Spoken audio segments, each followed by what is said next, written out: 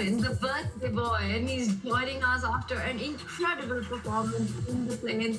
Hans, first of all, a very, very happy birthday.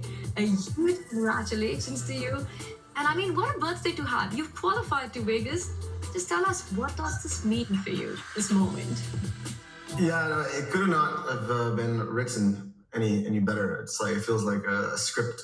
But sometimes my life feels like a script. So that's the only way that you can understand certain things that happen. But yeah, no, after I lost his first game, I was so sad. I was like, there's no way I'm going to lose on my birthday. Like, that would be so depressing. And I really wanted to qualify. Obviously, it's in Vegas, it's in America, and I really play chess in America, so it's very, I really wanted to play, so I'm very happy. And yeah, Hans, many congratulations and happy birthday. What did you feel was the most critical moment of the day? Was it after that first loss? What was kind of the highlight for you? Yeah, I think in the second game against Gyung Yi, I was upset with how I played in the opening. And then I spent a lot of time, and thankfully I found this sort of rook a3, rook c3 idea, which was actually super strong, and I won the piece. And then after that, I was in control. Against Dennis, perhaps relaxed a bit too much in the second game. But, considering it's such a brutal format, having 16 players, only one spot, like you're sort of trying to avoid losing at every moment. So it's extremely stressful. So I would say that when I sort of got things back together in the Armageddon, I felt quite confident, although I made it like way closer than it should have been. But I guess, when it came down sort of like low time, that's when I probably have the biggest edge. So, I was able to close things out.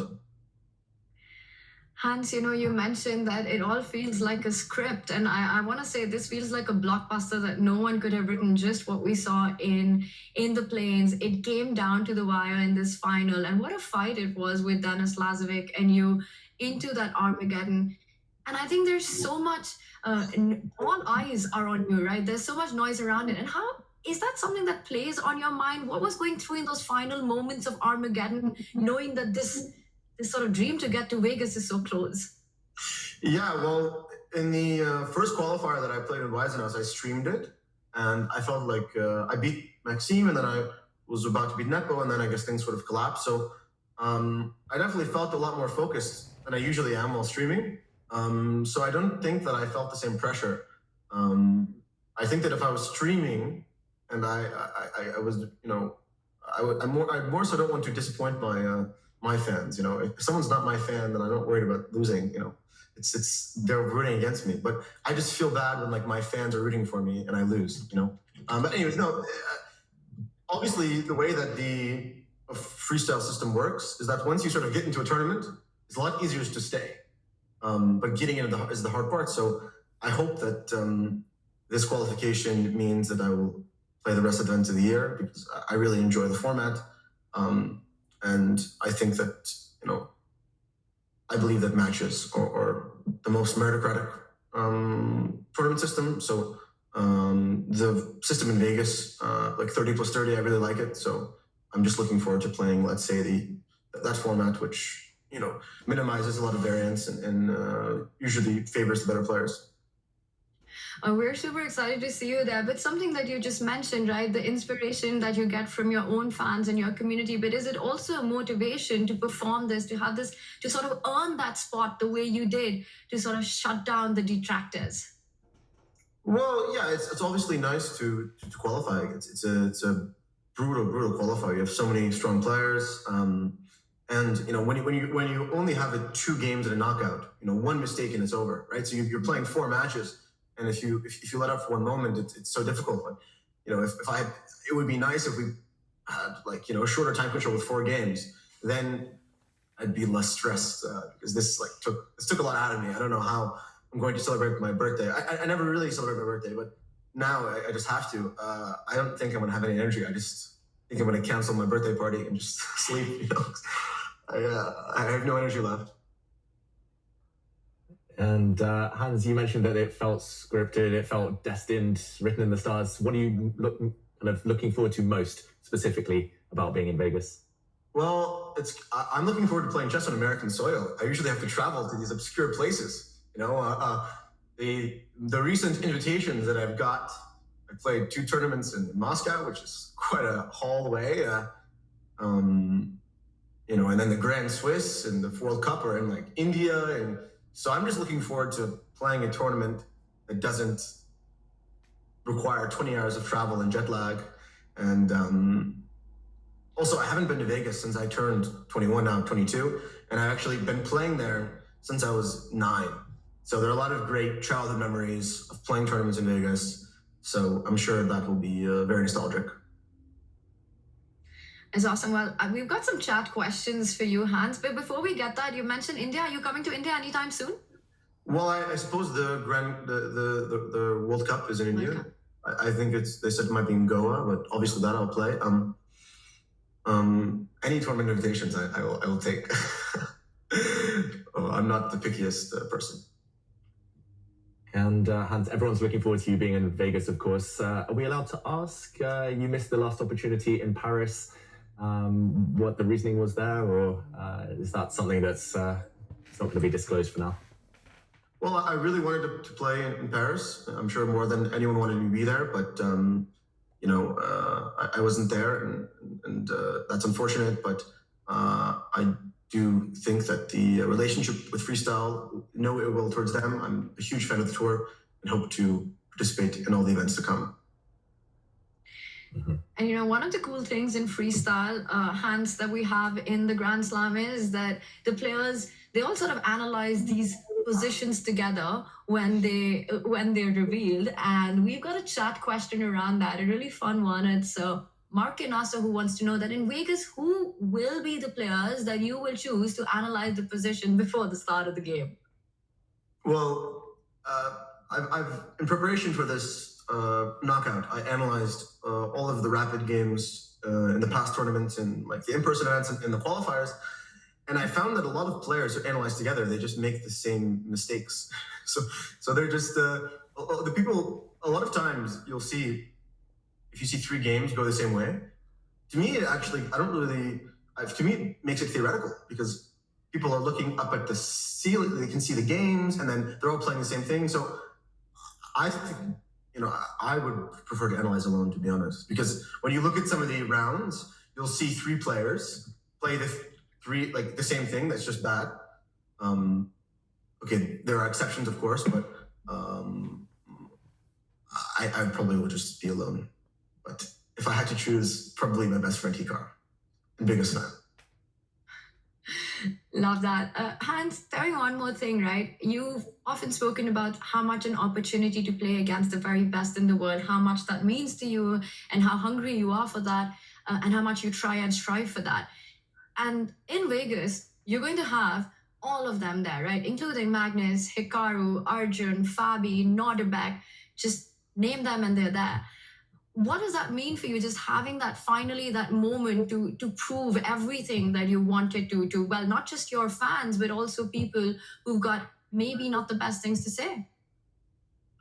Well, today the chess spoke for itself, and I'm sure the same will happen there. And I wouldn't say that my lack of opportunity to play the top players has not been a result of my chess skill.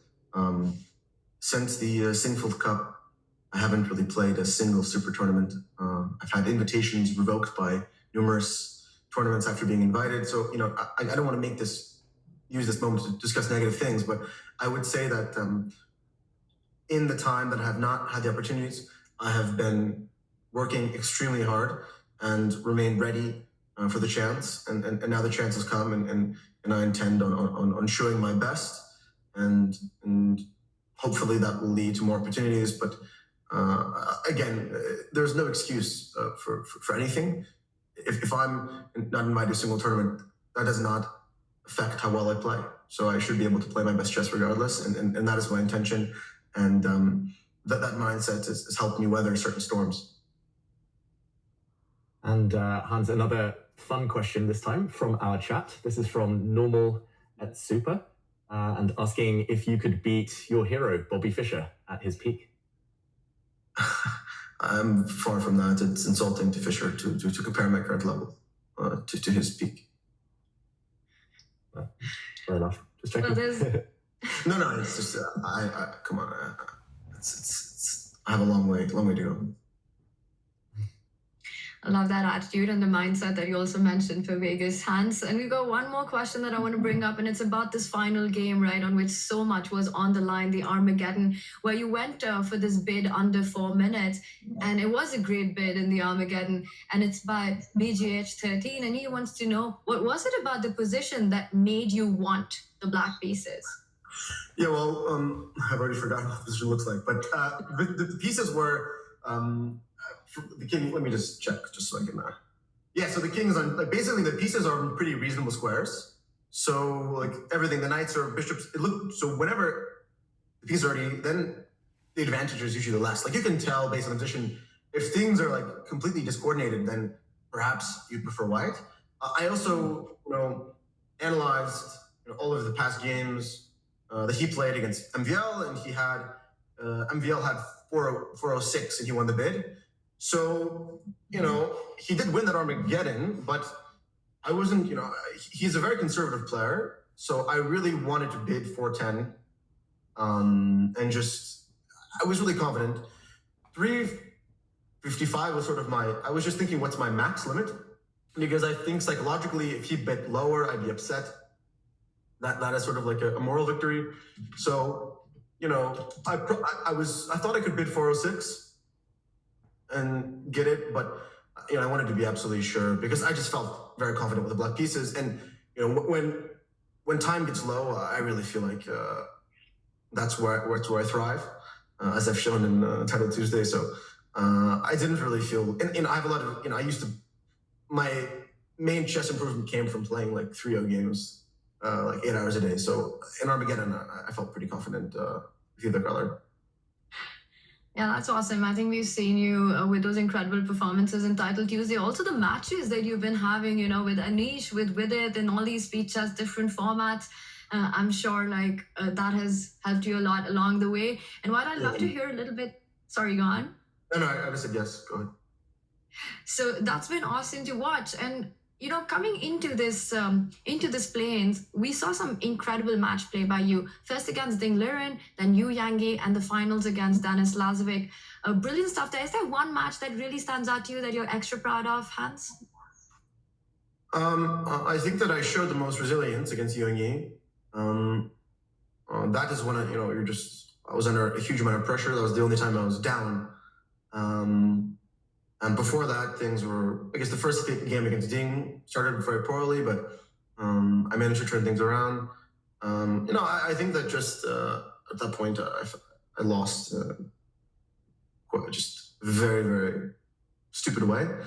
So it would have been very easy to tilt. So I would say that just the thing is that I also analyzed all of Yangi's games, and he was struggling to convert when he was up. If you look at his match against Kratzev, he won a game, and he was then losing at the opening. So in 960, you can't really prepare openings, but you can look at all your opponent's games and glean their, let's say, psychological habits or weaknesses or tendencies. And you really, sort of took the best from that. Hans, I have to say, I think so much of our chat and so many people were rooting for you, wanted to see you in Vegas. Before you go, what would you like to say to your fans? Well, thank you for the support. I hope you'll become grandmasters, because I call my fans future grandmasters. So you should play chess. It's great. It's a great game. Great advice. Come to Vegas, I guess. I don't know. I'm sure tickets are selling out as we speak.